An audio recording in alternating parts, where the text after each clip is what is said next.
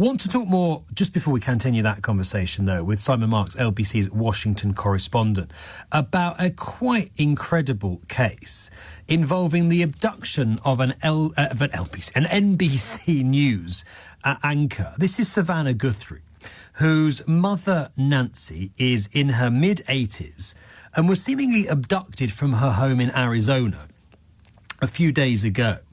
We don't know what's happened to her, but the authorities in Arizona believe that she was taken from her home in Tuscaloosa against her will. Donald Trump today saying he is aware of the case and was going to call Savannah Guthrie and see what he could do to help.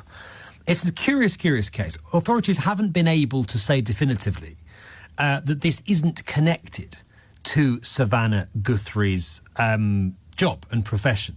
And it must be said that NBC is one of the outlets that Donald Trump has repeatedly called fake news media. Let's talk about it all and much more with Simon Marks, LBC's Washington correspondent. Simon, an incredibly curious case.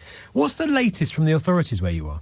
Well, the latest is that as we head into day 4, Ben, they are still saying that they are pretty stumped by all of this. So more FBI agents are being deployed to Tucson to join the search and the hunt to try and unravel this mystery. More resources are being allocated to it. And that phone call between President Trump and Savannah Guthrie has now taken place. And while President Trump has indeed been very critical of NBC, he has a viable relationship with Savannah Guthrie because he knows her well, first of all, because she hosted a town hall during his election campaign in 2024 that received generally very positive reviews, both in terms of her willingness to ask probing questions and his willingness at the time to provide answers to them. But the other reason, of course, why Donald Trump knows her is because Savannah Guthrie is a national television personality here. And one of the reasons why I think this story is really resonating with so many Americans is because she is one of the presenters of the Today Show on NBC. There are not many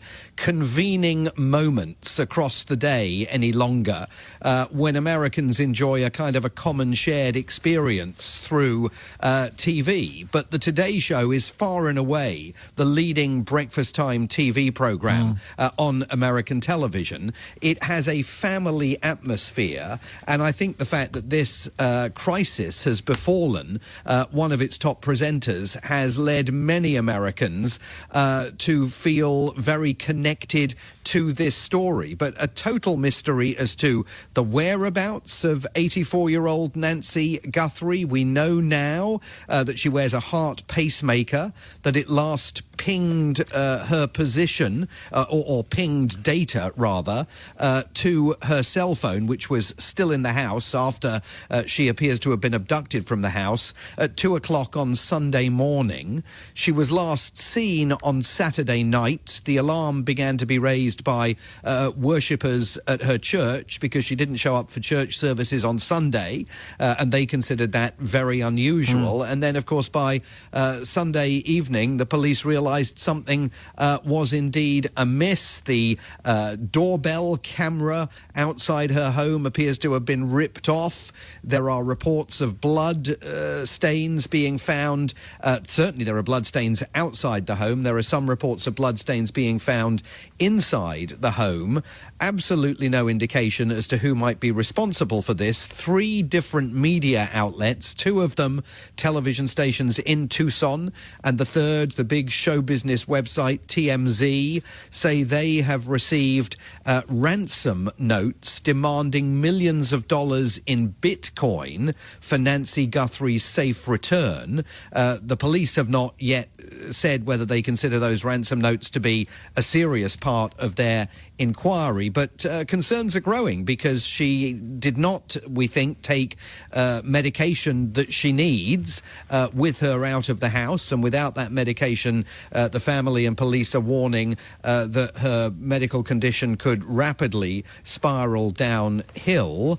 And there are, of course, also questions about whether anybody saw anything in the hours pictures in which Mrs. Guthrie appears to have had her home broken into and to have been spirited away. So the connection and the reports of ransom notes, Simon, would appear to suggest, as I suppose seems logical, that this was a targeted attack given Savannah Guthrie's position rather than just a coincidence. Well, I mean, certainly that is a possibility that investigators definitely have to look into, because Savannah Guthrie is herself a wealthy woman. She's one of the, top paid talents in the NBC News firmament. So it's possible that someone might have thought, well, we'll kidnap her mother, demand substantial amounts of money as a ransom, and the family will have no alternative but to pay. But they are also, of course, exploring all sorts of other avenues. Did Mrs. Guthrie in any way know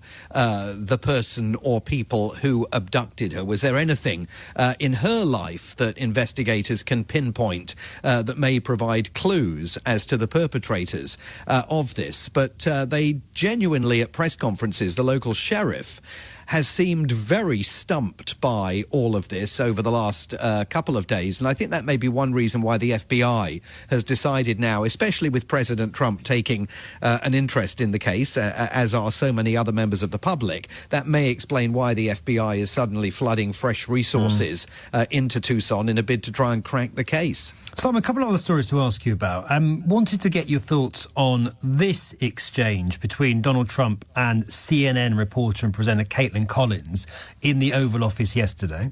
The Epstein files, you talked about Democrats who were in there. Elon Musk was also in there, and so was your Commerce Secretary Howard Lutnick, and correspondence that he had with him. Did you read those new files that were published by the Department of Justice? I have a lot of things I'm doing, a lot of things I'm doing. I don't know. You mentioned two names.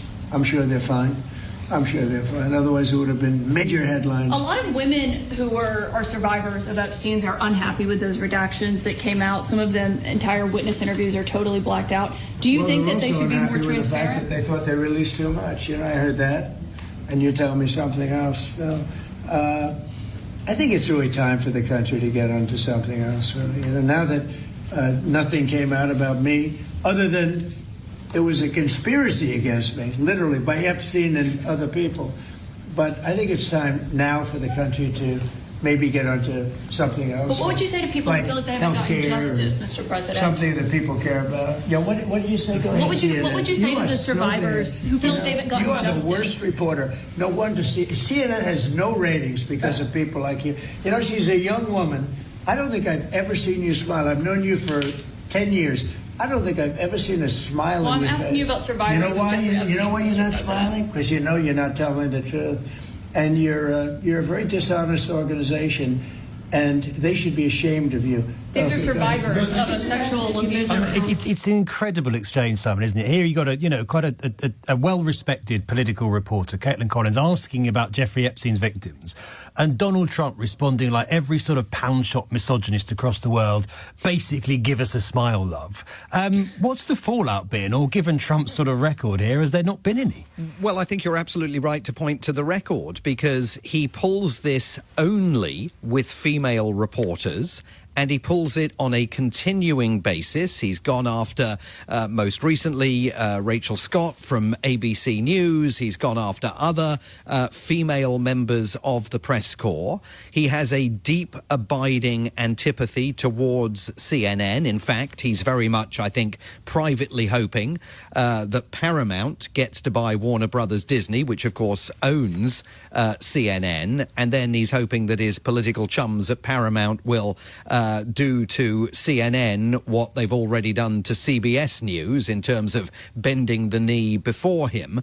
And of course, she touched the third rail, which is what is Donald Trump's message to survivors of Jeffrey Epstein's crimes, again, women and girls, who are appalled at the way in which his own Justice Department failed properly to redact thousands of pages among the 3 million that they released on Friday that were supposed to be redacted in order to protect the personal data and identity of victims, and in thousands of cases failed to do that. And he, of course, didn't want to answer that question at all. Certainly never has. I don't think he's ever answered the question. I'm happy to be corrected if anybody knows, but differently. But I don't think he's ever answered the question what his message is to the victims of Jeffrey Epstein and Jeffrey Epstein's crimes. And so that created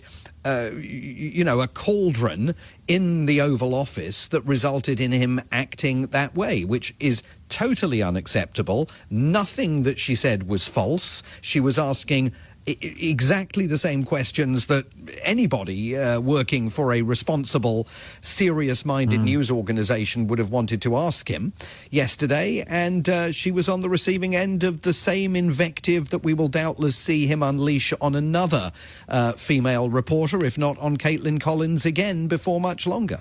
Just talking of Donald Trump's sort of ongoing attempts to subvert the sort of checks and balances on his power, and some might say US democracy across the board, Simon, what do we make of his claim that Republicans should nationalise the elections and take control in at least 15 places? What does he mean by that, and how sinister does it sound? Well, just before I get to that, Ben, it also occurs to me that it is worth mentioning tonight that this has been a day of a bloodbath here in Washington at the Washington Post. More than half the company's staff were let go today, including 300 journalists, and that's been done by Jeff Bezos, who now, of course, owns the Washington Post, has also bent the newspaper's knee before Donald Trump on its editorial pages. And so the city here is, not just from the Kaitlin Collins issue, reeling from the fact that 300 Washington Post reporters internationally, nationally and locally are sitting with their loved ones tonight wondering how they're going to make their next mortgage payment because they've suddenly been thrown out of work. Meanwhile, the president threatens democracy further by making these suggestions that he thinks the federal government should take over the running of America's elections. 9 months to the day, I think, before midterm elections are due to take place here that will determine the balance of power in Congress and determine whether or not Donald Trump is going to face impeachment proceedings starting in January of 2027. Elections here are not nationally administered as they are in the UK and many other countries. Elections here are run, and this is a provision in the American Constitution, by the 50 states that make up the United States. Each state runs its own election. And Donald Trump's argument is, of course, that many of those states can't be trusted to run elections because he insists that he won the 2020 election but was denied the opportunity to take power because the election was fraudulently handed to Joe Biden, and insists, as he's suggested a couple of times over the last few weeks, that he doesn't even think the country really needs to be holding midterm elections in November. So great are the achievements of his administration in its first year in office. So this is a percussive drumbeat that is not necessarily leading Donald Trump to cancel the midterms or leading him to succeed in this aim of federalizing control of the elections, because that is clearly, in black and white, unconstitutional. I mean, there are there's no pathway forward for that. What he's trying to do is chisel away every single day at public confidence in the integrity of America's electoral system, repeating like a mantra the falsehood, the lie that he won in 2020, that there's new information that's showing the scale of this vast conspiracy to defraud the voting public. And he's deliberately chipping away at that, because if he does lose the midterms in November, he will once again, and I think much more seriously than in January of 2021, claim that those elections have been rigged, and he's going to go around starting to challenge the outcome of races in states all over the country, and it is going to be a real mess and a very dangerous path that we may find ourselves on in November. He is seeding the clouds right now for that. Simon, as always, thank you so much for your time this morning. It is Simon Marks, of course, LBC's Washington correspondent.